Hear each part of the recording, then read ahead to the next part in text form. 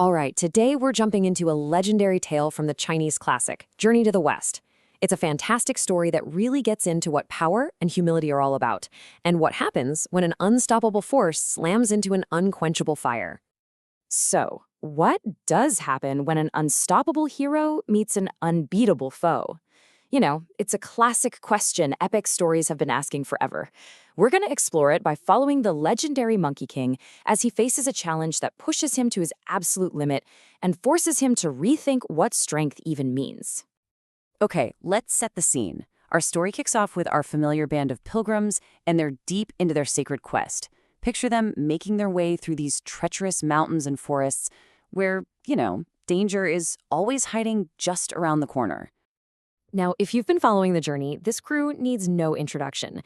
You've got the holy master, Tang Sanzang, leading the way, and protecting him is the incredibly powerful, and let's be honest, pretty arrogant, Monkey King Sun Wukong. Rounding out the group are the always hungry Zhu Baji and the super dependable Sha Wujing. And together, they're basically battling demons every single step of the way on their quest for those sacred scriptures. And just when you think things are quiet for a second, bam, disaster strikes. The master, Tang Sanzang, gets snatched. And the culprit? A demon known as Red Boy. But as our heroes are about to find out, this boy is wielding a power that makes other demons look like total child's play. So this brings us to a pretty shocking chapter in our hero's story, the Monkey King's defeat. I know, right? Of course, Sun Wukong, who has never, ever backed down from a fight, he immediately steps up. He's beaten countless foes before, so this should be a piece of cake. He is brimming with confidence, totally ready to save his master yet again. Well, it turns out Red Boy has a secret weapon, and it's a doozy, the Samadhi True Fire. Now, this is not your ordinary flame. It's this mystical, spiritual fire that you can't put out with water. And get this, it doesn't just burn your body, it literally attacks your very spirit. This is a whole new level of dangerous. So, Wukong charges in, totally expecting a quick win. But Red Boy just unleashes this terrifying fire, and the Monkey King is instantly engulfed.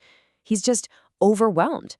All his incredible strength, his shape-shifting tricks, his magical staff, none of it matters. He is completely and utterly outmatched. And you can just feel his despair here. Wukong is in absolute shock.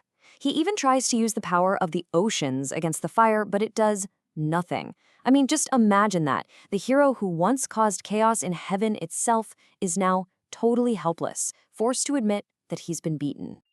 Wukong's defeat is the story's big turning point.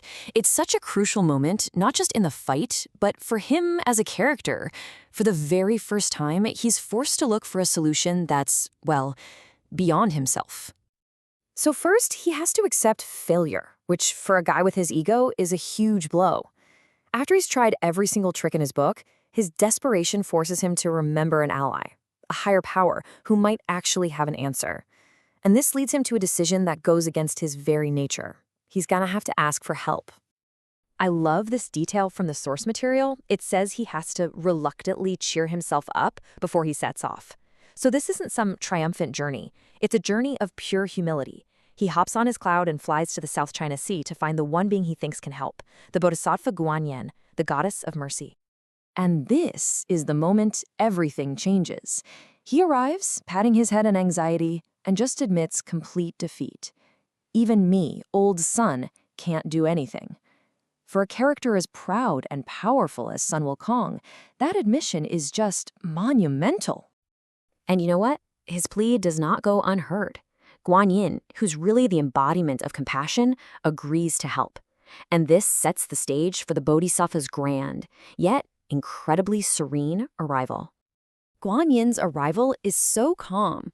She's not riding a storm cloud or anything dramatic like that. She literally steps on a lotus flower and just glides towards the fire cloud cave. This tells you right away that this isn't going to be a battle of fury and power. It's going to be something else entirely. Meanwhile, Red Boy sees Wukong come back and, just as the text says, he's very impatient. He just thinks it's round 2. He doesn't see Guanyin yet, so he unleashes his Samadhi True Fire again, fully expecting another easy victory. Oh, he has no idea what is coming for him. And now we get to the climax of the story. the child is conquered. But believe me, it is not in the way you might expect.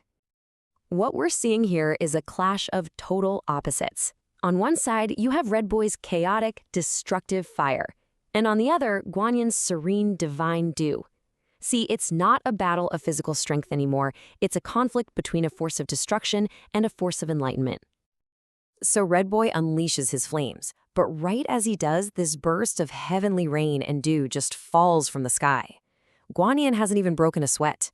With a single, calm gesture, she summons the perfect counter to his so-called unstoppable attack.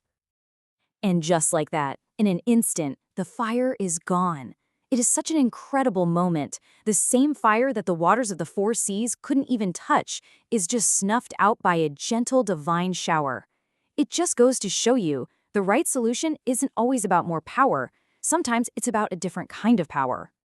Completely shocked, Red Boy looks up and he finally sees the Bodhisattva. And in that one moment, all his defiance just melts away. He immediately kowtows. His greatest weapon is useless, and he instinctively recognizes he's in the presence of a power so far beyond his comprehension. The fierce demon becomes a humbled child. And just like that, order is restored. Wukong rushes in and frees his master. But the demon isn't destroyed. Instead, Guanyin takes Red Boy with her to guide him toward a better path. So this victory is really about enlightenment, not destruction. The pilgrims all bow in gratitude, and they're ready to continue their journey. This whole incredible chapter from Journey to the West really leaves us with a question, doesn't it? It forces its hero and us to ask, what is true strength? Is it about having unmatched personal power, or is it the wisdom and the humility to know when you need to ask for help? It's a question that's as relevant today as it was centuries ago. Thanks for joining this explainer.